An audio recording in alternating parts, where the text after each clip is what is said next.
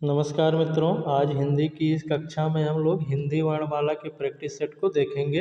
यहाँ पर आपके हिंदी वर्णमाला में व्यंजन से संबंधित महत्वपूर्ण प्रश्न आपके रखे गए हैं। इसके पिछले वीडियो में हमने हिंदी वर्णमाला के स्वर से संबंधित जितने महत्वपूर्ण प्रश्न बन सकते थे उन्हें करवाया है, और इसके बाद हमने व्यंजन से संबंधित जितने भी आपके पॉइंट बन सकते थे उन्हें यहाँ पर करवाया है। तो आप जा करके उसे देख लीजिए यदि नहीं देखे हैं, क्योंकि वो वीडियो जो हमने बनाया है उसके माध्यम से आप पूरे व्यंजन का 10 से 12 मिनट में पूरा रिवीजन कर सकते हैं। उसका स्क्रीनशॉट रखेंगे तो आपको बहुत ही फायदा होगा। कंटेंट इस प्रकार से हमने वहाँ पर दिया है। आप किसी भी एग्जाम की तैयारी कर रहे हैं, यूपी पुलिस हो गया है आपका, यूपी टेट हो गया है आपका, यूपी पेट हो गया, सीटेट हो गया, बिहार पुलिस हो गई, बिहार शिक्षक भर्ती आपका हो गया, आदि अन्य किसी भी एग्जाम की आप तैयारी कर रहे हैं जहां पर आपके हिंदी व्याकरण तथा हिंदी पत्र लेखन से संबंधित प्रश्न आते हों, तो उसके लिए ये कक्षा आपकी अति महत्वपूर्ण है। आपको हिंदी व्याकरण में व्यंजन से संबंधित प्रश्न देखने को जरूर मिलती है। तो हम देख लेंगे परीक्षा में ये आपका बहुत ही महत्वपूर्ण भूमिका निभाएगी। आइए देखते हैं पहला प्रश्न आपका, इनमें संयुक्त व्यंजन कौन सा है? ईढ़, विज्ञ, सी ड़ या डी आपका ड़। ठीक है, तो इसमें संयुक्त व्यंजन आपको छांटना है। संयुक्त व्यंजन हम जानते हैं कितने होते हैं, 4 होते हैं। कौन कौन से आपके? छ होता है, आपका त्रा होता है, आपका स्रा होता है, और आपका एक ज्ञा होता है। ये 4 आपके संयुक्त व्यंजन कहलाते हैं जो 2 अक्षरों के योग से बनते हैं। तो इसमें हमारा बी वाला आंसर क्या हो जाएगा? सही हो जाएगा, क्या होगा। अगला प्रश्न है, वर्ण शब्द का अर्थ नहीं है। वर्ण शब्द का अर्थ कौन सा नहीं है? यहाँ पर ध्यान रखेंगे, नहीं पूछा है। ठीक है, तो वर्ण शब्द का अर्थ रंग होता है, सही है। आकाश होता है, नहीं। जाति होता है, सही है। अक्षर होता है, सही है। तो नहीं पूछा है, इसलिए हमारा ऑप्शन जो है वो बी वाला सही हो जाएगा। वर्ण शब्द का अर्थ आपका आकाश नहीं होता है। अगला है, निम्नलिखित में से कौन सा वर्ण उच्चारण की दृष्टि से दंत्य नहीं है? फिर देखेंगे, यहाँ नहीं शब्द आपका पूछा हुआ है कि कौन सा इसमें दंत्य नहीं है। तो ता को देखेंगे, ता दंत्य होता है, ना दंत्य है आपका, दा भी होता है। टा जो है ये दंत्य ना होकर क्या है, ये मूर्धन्य है। इसे याद रखेंगे। तो ये मूर्धन्य के अंतर्गत आता है, ये टा वर्ग होता है, मूर्धन्य के अंतर्गत आपका आता है। तो ये तीनों आपके दंत्य हैं। इसमें डी वाला आपका आंसर क्या हो जाएगा? सही हो जाएगा। अगला देखेंगे, छ वर्ण किसके योग से बना है? तो जो छ वर्ण है ये किसके योग से बना है? अद क है, प्लस श, क प्लस च, क प्लस छ या क प्लस स। तो छ वर्ण जो है आपका ए वाला सही हो जाएगा।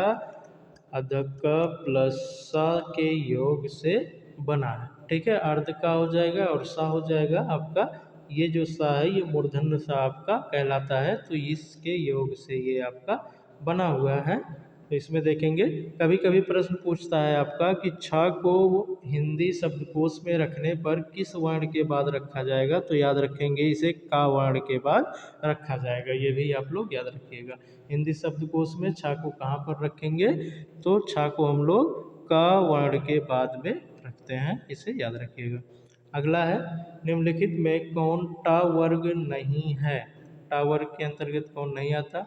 तो टा में ठ आता है, ढ आता है, अड़ा आता है, आपका घा जो है ये नहीं आता है। तो ये किस वर्ण का है? कंठे का है, क ख ग घ।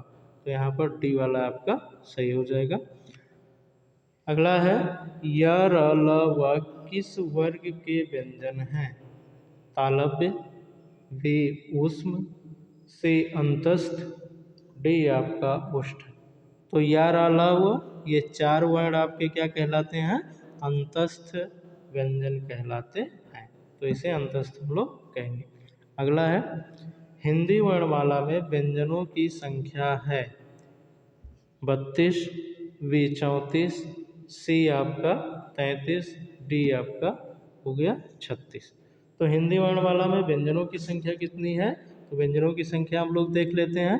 25 आपके स्पर्श व्यंजन हो गए, 4 आपके हो जाते हैं यहाँ पर संघर्षी या उष्म संघर्षी व्यंजन, जिसमें आपके तीनों प्रकार के सा और हा आपके आ जाते हैं। उसके बाद अंतस्थ व्यंजन आपके कितने हो जाते हैं, 4 हो जाते हैं। ये व्यंजनों की संख्या होती है, तो इसे जोड़ेंगे तो हमारा आएगा 36 आपका 33। ठीक है, तो ये आपके व्यंजन आ गए। व्यंजनों की संख्या कितनी है, 33 होती है, इसे याद रखिएगा। ठीक है, आगे चलते हैं। छ ध्वनि का उच्चारण स्थान है तंत, बी ओष्ठ, सी तालव्य, डी इनमें से कोई नहीं। तो छ जो है उसका उच्चारण स्थान कौन सा है, तालव्य होता है, क्योंकि ये किस वर्ग का है, चा वर्ग का। तो च छ ज झ यहाँ होता है, तो ये जो चा वर्ग है वो तालव्य के अंतर्गत आपका आता है। जो पिछली कक्षा में हमने व्यंजन के बारे में पढ़ाया हुआ है, वहाँ पर आपको इसका ट्रिक बताया है कैसे आप लोग इसको याद रखेंगे। अगर आप नहीं देखे हैं तो जा करके देख लीजिए, और वीडियो अगर आपको अच्छा लग रहा हो तो लाइक करें, चैनल को सब्सक्राइब अवश्य कर लें। अगला है आपका निम्नलिखित में से कौन एक संयुक्त व्यंजन नहीं है। तो संयुक्त व्यंजन हमने पिछले आपको पहले ही प्रश्न में बताया था कौन कौन सा होता है। तो आपका छ होता है, त्रा होता है, ज्ञा होता है। तो सा जो है ये संयुक्त व्यंजन नहीं है, ये क्या है आपका मूर्धन्य आपका सा होता है, ये सा के अंतर्गत आता है, तो ये आपका नहीं होगा। अगला है तालव्य व्यंजन है च छ ज झ, वी है ट ठ ड ढ़, सी है त थ ध ध, डी है प फ ब भ। तो इसमें हमें तालव्य व्यंजन छांटना है। तो तालव्य व्यंजन ए वाला आपका क्या हो जाएगा, सही हो जाएगा। च छ ज झ जो होता है ये तालव्य व्यंजन आपका होता है।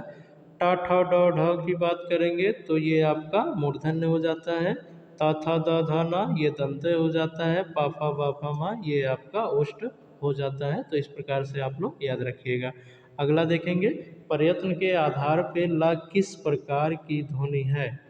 तो ला को देखना है, पार्श्विक ध्वनि है, उच्छिप्त है, सी आपका प्रकंपित है, कि डी आपका संघर्षहीन है। तो ला के बारे में इसको आप रट लीजिएगा कि ये पार्श्विक ध्वनि के अंतर्गत आता है, इसी को पार्श्विक ध्वनि हम लोग कहते हैं, ये रट लीजिएगा। अगला है आपका उच्छिप्त की बात करेंगे तो ढ ढ आपका ये दो आता है। ये भी कई बार आपका एग्जाम में पूछा गया है कि उच्छिप्त व्यंजन कौन सा होता है। तो ढ़ लिख के उसके नीचे बिंदी लिखा होगा, ढ लिख के उसके नीचे बिंदी लिखा होगा। तो इसका जब उच्चारण हम लोग करते हैं तो नासिका के माध्यम से करते हैं, इसी को हम लोग उच्छिप्त व्यंजन या आपका द्विगुणित व्यंजन भी इसे कहा जाता है। तो याद रखेंगे इन दोनों को। द्विगुणित व्यंजन अगर पूछेगा तो भी यही लगाएंगे, उच्छिप्त पूछेगा तब भी इसी को लगाना है। अगला है हिंदी की श ध्वनि है।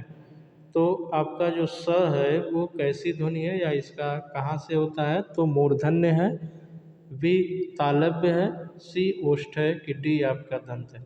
तो आपके जो श हैं ये 3 प्रकार के होते हैं, एक मूर्धन्य सा होता है, एक दंत सा होता है, एक आपका तालव्य सा होता है। तो इसे हम देखेंगे कि ये जो स आपका है ये कैसा है, तालव्य सा के अंतर्गत आता है। ठीक है, आगे लिखेंगे, निम्नलिखित में से अल्प प्राण वर्ण कौन से हैं।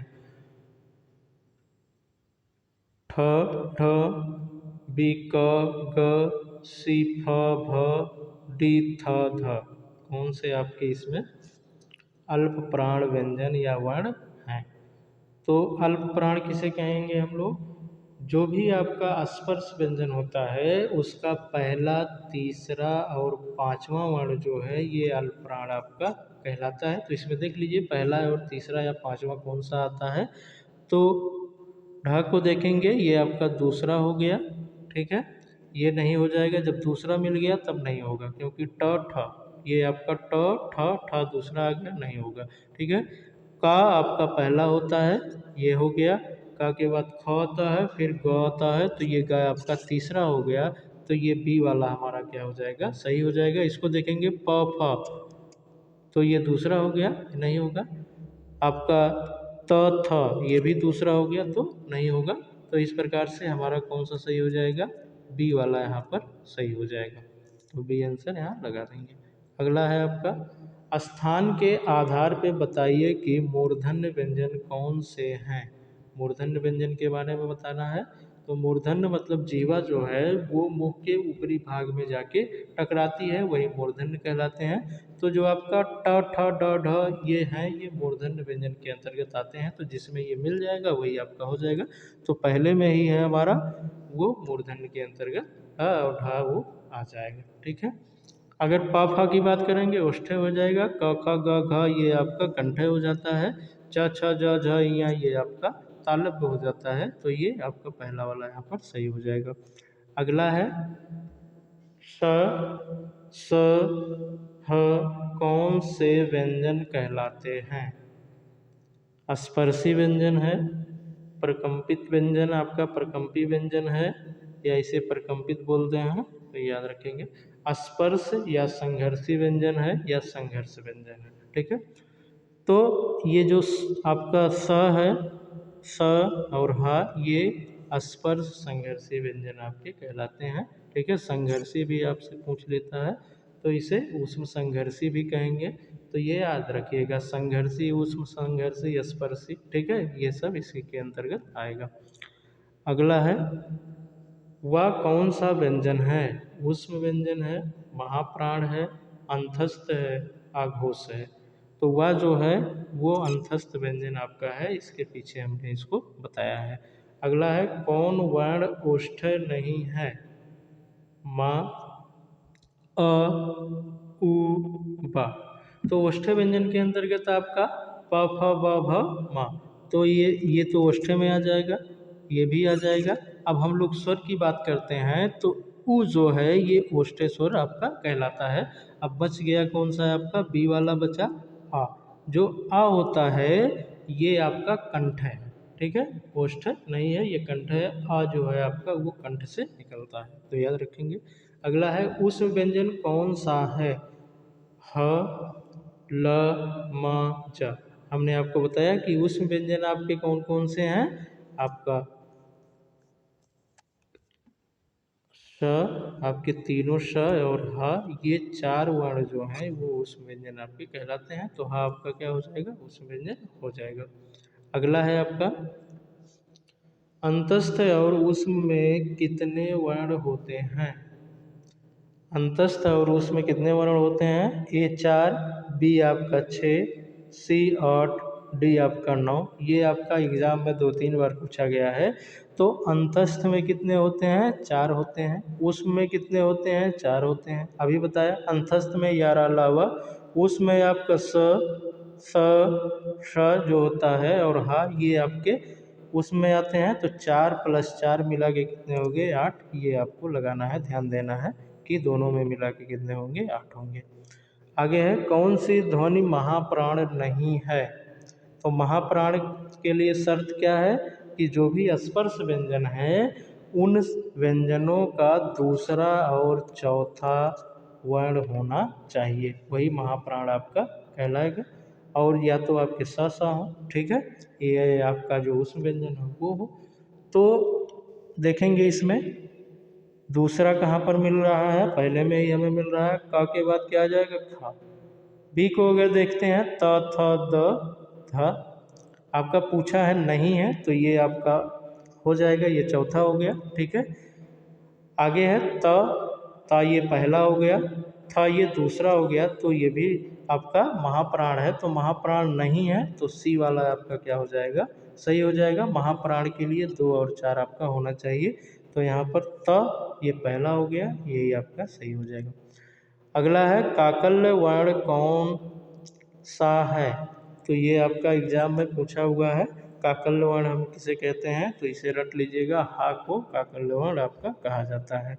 अगला है, निम्नलिखित में से घोष वर्ण कौन सा है।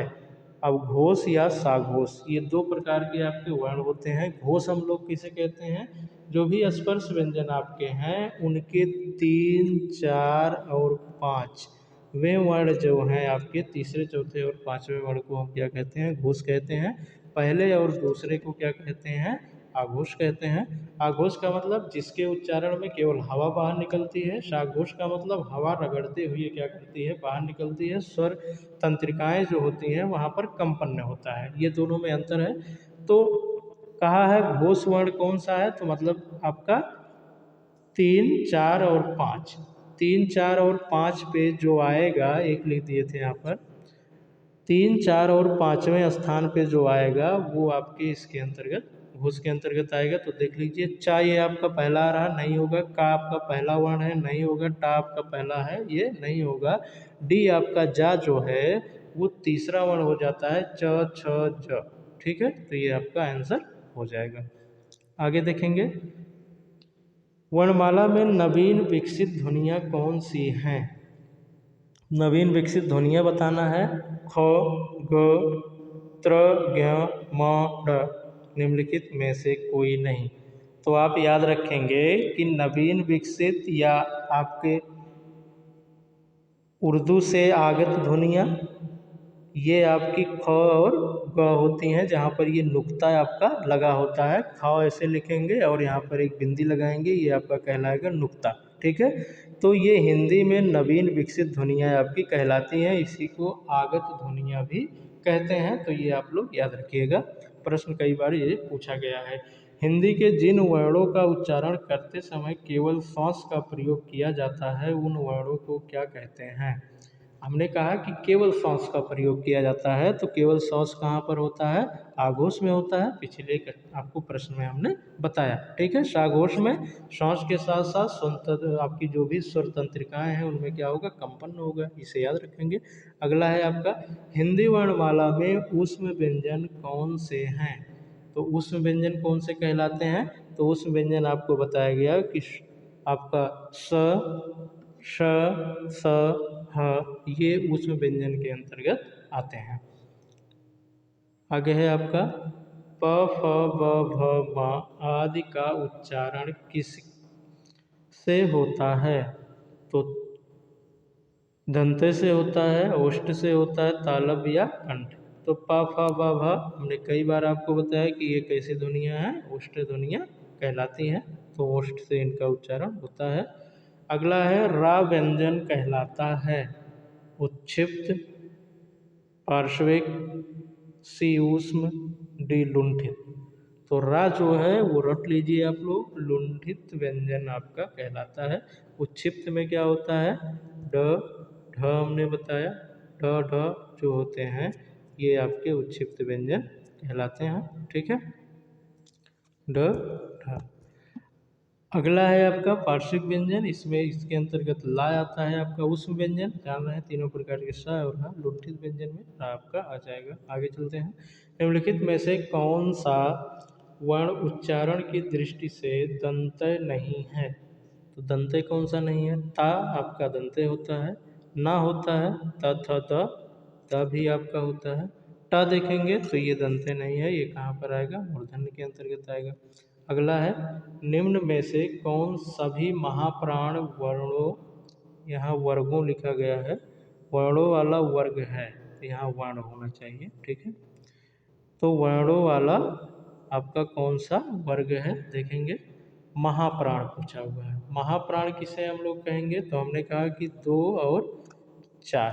ठीक है, 1, 3, 5 ये अल्पप्राण, 2 और 4 आपका महाप्राण। तो 2 या 4 वर्ण कौन, चौथा वर्ण स्पर्श व्यंजन के हम लोग वर्णों की बात कर रहे हैं। जो हम लोग जो व्यंजन की कक्षा पढ़ाए हुए हैं या व्यंजन की कक्षा जो आप देखेंगे, तो वहाँ पर एक टेबल के माध्यम से सभी को अच्छे से बताया गया है कि कौन से वर्ण को पहले, दूसरे, तीसरे, चौथे क्रम में रख करके अच्छे से हमने बताया है। यदि आप उसे व्यंजन वाली कक्षा नहीं देखे हैं तो जा करके कृपया देख लीजिए, ये प्रश्न आप मिनटों में क्या करेंगे, हल कर देंगे। अगर वीडियो आपको अच्छी लग रही हो तो लाइक करें, चैनल को सब्सक्राइब अवश्य कर लें। ठीक है, अपने दोस्तों के पास भी इसे शेयर करें। अब इसमें आप देखेंगे तो ये दिया है ख, छ, ट, आपका ट नहीं ठ है, ध, च, ड़, म, श, ध, य, द, ध। ठीक है, तो देखेंगे क, ख ये दूसरा आ गया, च, छ ये दूसरा आ गया, ट, ठ ये दूसरा आ गया, तो इसमें हमें दूसरा दूसरा मिल जा रहा है। हमारी शर्त यही है कि दूसरा हमें या चौथा मिलना चाहिए, तो ए वाला आंसर आपका सही हो जाएगा। ठीक है, आगे देखेंगे। निम्नलिखित में से कौन अल्प प्राण व्यंजन है? ख, ग, घ, ठ। तो अल्प प्राण व्यंजन, अल्प प्राण की शर्त क्या थी? 1, 3, 5, इसमें से कोई एक वर्ण आपका होना चाहिए। तो ख देखेंगे दूसरा है, ग देखेंगे तो ये तीसरा हो जाता है, घ चौथा हो जाएगा, ये भी नहीं होगा, ट ठ दूसरा हो जाएगा, तो ये भी नहीं होगा। तो आपका बी वाला क्या हो जाएगा? सही हो जाएगा। इस प्रकार से ये प्रश्नों की श्रृंखला हमारी समाप्त होती है। वीडियो आपको अच्छी लगी हो तो आप लाइक अवश्य करें, चैनल को सब्सक्राइब कर लें। धन्यवाद।